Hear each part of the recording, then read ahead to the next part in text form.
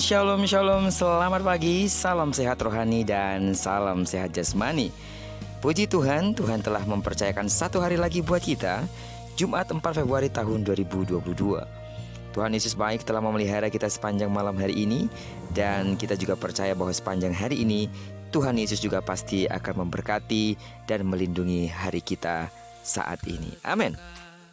Baiklah, sebelum kita melakukan semua kegiatan kita hari ini, izinkan kembali Tuhan bicara melalui renungan kita dalam melanjutkan pembacaan Alkitab satu hari satu pasal dari pembacaan 36 hari bersama kitab 2 Tawarikh. Dan hari ini kita telah ada di hari yang ke-27, maka saat ini kita akan membaca kitab 2 Tawarikh pasal yang ke-27 ayat pertama sampai dengan ayat yang ke-9.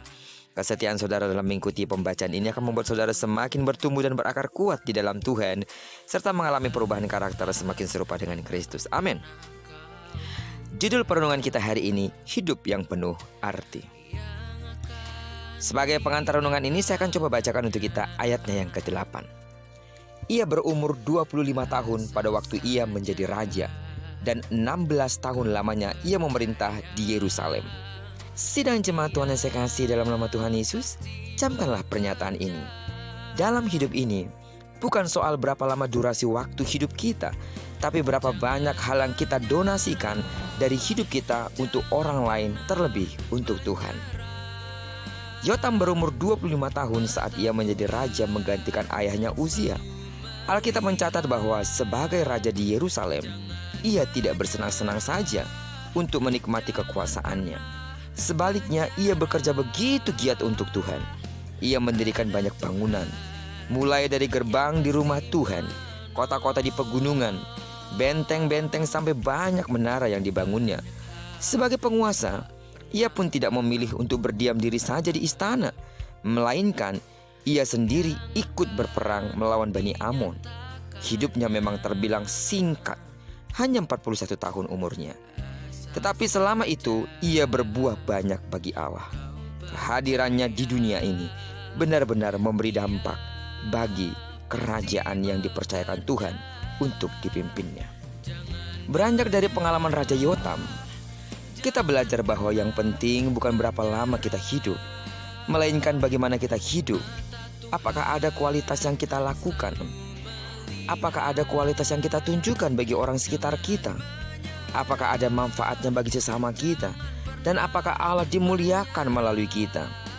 Melalui perenungan kita hari ini, mari kita sama-sama merenungkan, berapapun usia kita, memasuki tahun baru, di mana kita saat ini sudah berada di hari yang keempat di bulan Februari. Dengan semangat untuk hidup bagi kemuliaan nama Tuhan, mari kita menjalani hari-hari kita depan semakin memikirkan apa saja yang kita bisa kerjakan bermanfaat untuk diri kita, bermanfaat untuk orang lain, terlebih bermanfaat untuk memuliakan nama Tuhan. Amin. Selama Tuhan mengizinkan kita untuk dapat berbuat sesuatu bagi sesama kita, lakukanlah. Baik itu bagi suami kita, bagi istri kita, bagi anak-anak kita, bagi mertua kita, bagi cucu kita, bagi orang tua kita, bagi siapapun yang masih ada di sekitar kita, bagi tetangga kita, bagi bos perusahaan di mana kita bekerja.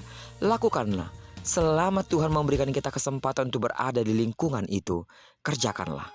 Bahkan firman Tuhan katakan, lakukanlah segala sesuatu seperti kita melakukan untuk Tuhan, karena sungguh Tuhan akan mengupahi kita. Selama masih ada kesempatan untuk melakukan sesuatu bagi kemuliaan nama Tuhan, lakukanlah.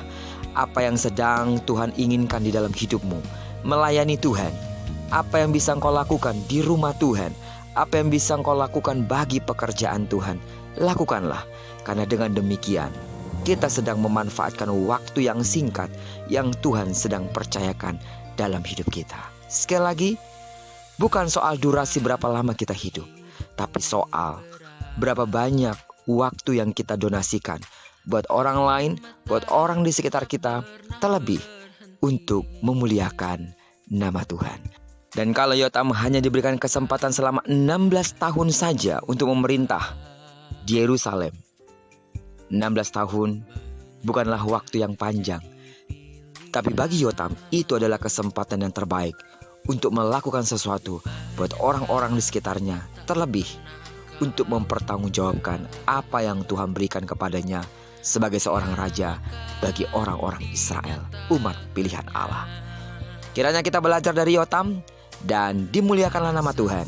Selama kita ada, lakukanlah yang terbaik. Terpujilah nama Tuhan. Diberkatilah kita sepanjang hari ini dan digenapi firman yang berjanji bahwa apa yang dikerjakan tangan kanan dan tangan kiri kita dibuatnya berhasil. Kemanapun kaki kanan dan kaki kiri kita melangkah, di sana kemuliaan Tuhan akan dinyatakan. Amin. Doaku bagi seluruh sidang jemaat Tuhan, kiranya pagar perlindungan daripada Tuhan menyertai hidupmu dimanapun engkau pergi. Segala kutuk dan segala sakit penyakit sampar yang menular akan ditolak dari hidupmu, dan engkau dipagari dengan kesehatan, kesejahteraan, kekuatan dan perlindungannya nyata atas hidupmu. Dan kuasa darah Kristus melingkupi dimanapun engkau berada, bersama dengan orang-orang yang kau kasihi dimanapun juga mereka berada. Diberkatilah kita sekali lagi bersama dengan orang-orang yang kita cintai, bersama dengan orang-orang yang kita kasihi dimanapun mereka berada. Terpujilah nama Tuhan. Shalom.